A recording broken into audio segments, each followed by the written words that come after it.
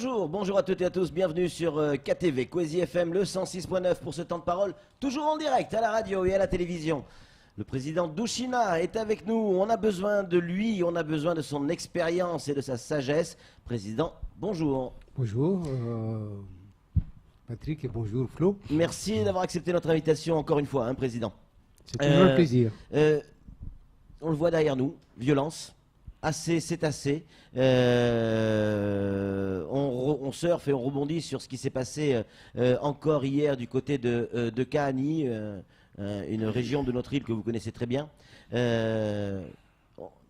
Qu'est-ce qu'il faut faire, Président? On a le sentiment de s'habituer à cette violence. On a le sentiment que ça fait partie de notre quotidien. Voilà, c'est comme ça. Les gendarmes vont encadrer les gamins pour aller à l'école. Il y a des gamins qui sont cagoulés. On casse les caméras de surveillance. On caillasse les bus. On donne des coups de couteau. On va se réfugier dans les écoles. Et c'est normal.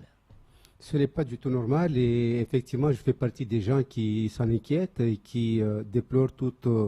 cette mauvaise évolution, parce qu'il y en a qui disent c'est l'évolution, mais il y en a de bonnes, il y en a de mauvaises. Et je suis de ceux qui pensent que la loi est trop permissive maintenant par rapport aux gamins. Nous tous qui sommes ici autour de cette table, personne ne peut nous imaginer à l'époque de notre enfance, nous cagouler, menacer l'ordre public, taper des élèves comme nous et casser les caméras de surveillance. Je crois qu'il faudrait que l'on revienne un peu à l'ancienne méthode. C'est quoi? C'est la paire de gifles, la paire de claques? Oui, à des gamins qui ne comprennent pas ce que c'est que le savoir-vivre collectif. C'est des claques de temps en temps. Et puis ça permet de les remettre vraiment à leur place. Parce que quand vous mettez déjà à négocier avec eux, ça, ils ne veulent pas comprendre. Ceux qui veulent comprendre, ceux qui peuvent comprendre, ils ne font jamais ce genre de choses. D'ailleurs, ils condamnent ceux qui le font. Donc, pour moi, ce n'est pas la peine d'aller négocier. C'est une perte de temps parce que quand on les fait comprendre, on essaie de leur faire comprendre certaines choses, ils ne veulent pas. Je suis certain que les enseignants profitent de temps en temps de leur temps d'enseignement pour faire de l'instruction civique, de l'éveil au civisme. Mais ça ne suffit pas pour certains parce que c'est des jeunes qui n'ont plus de parents pour la plupart ou bien qui ont des parents qui ont complètement démissionné. Et je crois que ce qu'il faudrait, c'est de temps en temps des paires de gifles. Est-ce que on n'oublie pas trop vite, on accuse souvent ces gamins, parce qu'il est originaire de Kawini, on va dire que c'est un délinquant, parce qu'il est originaire de tel quartier, on va dire que c'est un délinquant, alors que le gamin, quand il naît, le bébé, c'est pas un délinquant, il le devient, on est bien d'accord. Et est-ce que les parents n'ont pas leur responsabilité là-dedans? Est-ce qu'on n'occulte pas trop vite la responsabilité parentale? Entièrement. Et d'ailleurs, je ne dirai pas, je ne pointerai pas de doigt certains quartiers, comme vous le dites, Kawini ou d'autres, parce que ça se trouve partout. Mais bien sûr, je suis du Sud. Nous, on est de Kawini, donc on sait de quoi on parle. Je sais que dans les lycées, les collèges, les gamins se battent. Donc, des fois, c'est vraiment dangereux. Chirongi, on se rappelle l'année dernière, tout ce qui s'est passé. Donc, ce n'est pas que ces zones-là, c'est partout. Nous avons des parents maintenant qui sont complètement démissionnaires de leurs responsabilités, et cela est regrettable. On se reporte tout le temps à l'administration, aux élus. À chaque fois que vous entendez les parents réclamer, c'est les élus qui sont mis en cause, alors qu'eux-mêmes, ils sont les premiers concernés. Flo, une réaction? Mais effectivement, dans la boucle, il y a les parents. Mais quand on voit la situation qu'on a pu voir à Passamenti, avec 30 gamins de 13-14 ans qui mettent une poubelle et une branche au milieu de la route, des forces de l'ordre quasiment plus nombreuses en face d'eux et qui ne peuvent pas bouger. La réponse de l'État, elle est faible quand même. Oui, c'est sûr qu'on peut se demander où est l'autorité de l'État. Quelle est la crédibilité de nos forces de l'ordre face à ces gamins? Je sais bien qu'ils pourraient très bien régler l'affaire d'une manière très très simple et rapide, mais maintenant il faut que l'ordre soit pris d'ailleurs, la préfecture notamment. Et c'est là où il y a le travers des choses, à mon avis. Oui, parce que c'est une porte ouverte, c'est-à-dire que quand ils le font, il ne se passe rien. Oui, absolument. On ne peut pas comprendre que des gamins de 14 ans, de 13 ans, réclament une audience, que ce soit leurs parents, ça se comprendrait. Mais vraiment, une audience avec le secrétaire général d'une administration comme la préfecture ou bien la mairie, je suis désolé, on se demande où on va. Que leurs parents se mettent en délégation et qu'ils demandent à voir le maire de leur commune, qu'ils demandent à rencontrer le DGS de la commune, ça se conçoit. Oui. Mais pas des gamins de 13 ans. Leur place est à l'école. D'autant que pour obtenir le rendez-vous, on n'est pas obligé de faire un barrage. Voilà, absolument. Je ne comprends pas pourquoi est-ce qu'on permet à des jeunes. À l'époque, encore une fois, je peux paraître nostalgique, mais quand il y avait des choses qui n'allaient pas, on se cantonnait dans nos collèges. On réclamait, il y a toujours eu des grèves d'élèves partout et de tout temps, mais c'est au sein de nos établissements. On ne sortait pas de nos établissements, surtout au niveau du collège. Hein. Quand on est déjà au lycée, là, il y a un peu plus de maturité. Bon, ça va défiler sur les rues, mais ça reste bien contrôlé. On a des SMS qui arrivent et qui disent effectivement quand on a des gamins de 13 ans, 14 ou 15 ans qui font un vrai barrage, comme ça a été le cas à Doujani et à Passamanti il y a quelques jours, ils ne font que refaire ce que leurs aînés font aujourd'hui. Ils le voient ça tous les jours. Tous les jours, quand il y a une grève, une manifestation, ça déborde, il y a un barrage. Oui. Et aujourd'hui, les gamins de 13 ans, ils font comme les adultes. Effectivement, mais ça On donne de mauvais exemples, Président. Mais, oui, les adultes donnent de mauvais exemples, certes, mais encore une fois, ce n'est pas un exemple à prendre. Et un gamin n'a pas sa place dans une manifestation dans les rues. Je suis désolé. Que des adultes qui savent bien de quoi ils parlent, qu'est-ce qu'ils revendiquent, et qui sont des salariés, qui sont des pères de famille, je le comprends, mais même si je n'accepte pas tout le temps que ça devienne systématique. Donc à part la paire de claques, pour parler un peu crûment, Président, hein, oui. à part la paire de claques, si vous étiez en poste, vous êtes à la tête du conseil départemental, que vous connaissez très bien puisque vous l'avez été, vous proposeriez quoi comme solution ? Vous savez, il y a des choses qui relèvent de la compétence du président du conseil départemental. Il y a des choses, le maintien de l'ordre sur le territoire, là, c'est pas lui.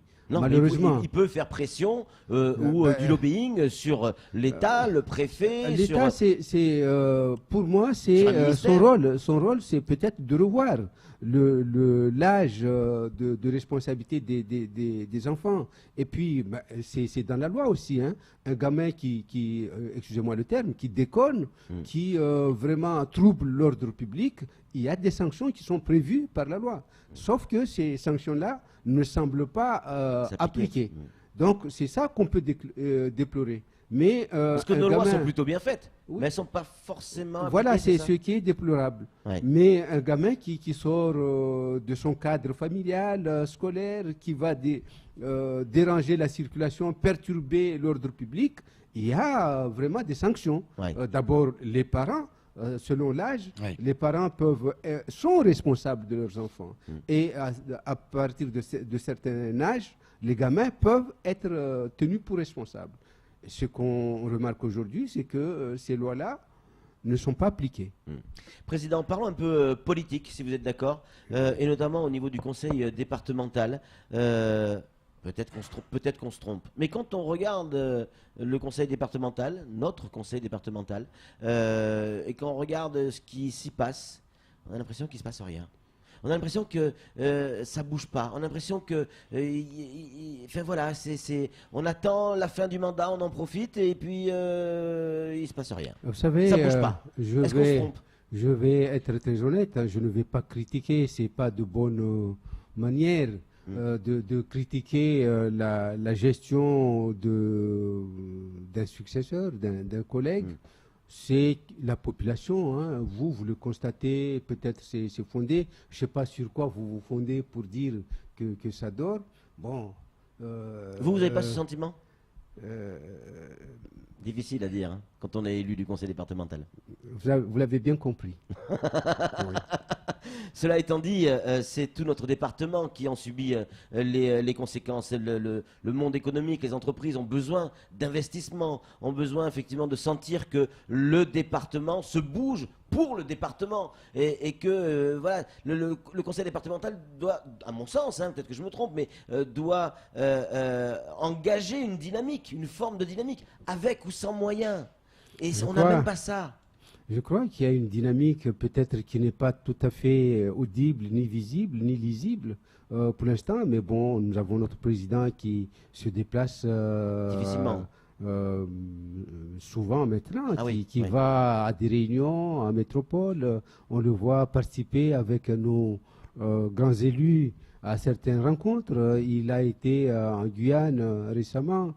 Bon, peut-être que c'est au niveau du territoire qu'on voudrait le voir un peu plus, comment dire, montrer un peu plus de dynamisme. Mais c'est un homme qui est en train de travailler à son rythme, à sa manière. Vous êtes toujours dans la majorité? Je n'ai jamais été dans l'opposition ni la majorité. Je suis toujours là. Je dis quand je peux me rendre utile, je le fais. Et sinon, ben, quand on pense que je n'ai pas de mots à dire, je me tais.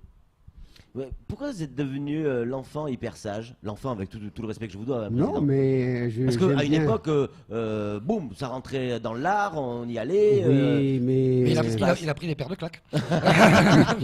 ben, il l'a dit. Voilà. Non, mais je crois que il ne m'appartient pas d'être aussi critique. Un élu, il est jugé par la population. Et je préfère laisser la population se faire son idée, ne pas avoir vraiment un regard très critique, critiquer tout le temps, se montrer aigri, c'est pas mon genre. Donc, moi je dis encore une fois, c'est quelqu'un qui travaille à son rythme, à sa manière. On a une équipe qui est là. Bon, de temps en temps, effectivement, on peut se poser des questions sur les sorties de route de certaines personnes. Bon, on a eu des écrits, on a eu de sorties assez Sortie médiatique un peu. Ouais, médiatiques. notamment celle de Bichara, Oui, entre oui, autres, ouais. oui. Bon, c'est des choses qui interrogent, qui interpellent. Mais bon, qu'est-ce que ça veut dire? Nous, on ne sait pas trop, je ne cherche pas trop. Tant qu'on ne m'associe pas, je préfère rester à ma place. Mais voyez ce qui se passe En ce conclusion. matin. En conclusion, ce qui se passe ce matin, par exemple. Oui. Nous, la population, observateurs, on est inquiets sur la violence de nos faite par nos enfants sur nos enfants. On n'a pas la solution. On appelle et on demande à quelqu'un d'expérience, qu'est-ce que vous en pensez? Est-ce que vous êtes consulté par le conseil départemental, par le cabinet, par, Non, moi, par le président? Pour dire vrai, non, on ne se sent pas tellement utile. Alors que moi, je dis, hein, là-dessus, je répondrai. Je crois que nous sommes au conseil, toute une équipe qui aurait pu vraiment être consultée de temps en temps, parce qu'on a tous vécu des expériences sûr. quand on a été président. De Moi, à Saïd l'époque, Marouali à vous, oui, Zaïdani, tous, bien sûr. tous. Donc, Chacun on avec est- son expérience. Hein. Chacun son expérience. Ouais. Mais je crois que ce petit conseil aurait été d'une utilité. Moi, à l'époque, j'ai beaucoup vécu, pas aussi des violences. Hein. Vous savez, j'ai été élu En le 2011, 20. quand même. Oui, 2020. Non, le 20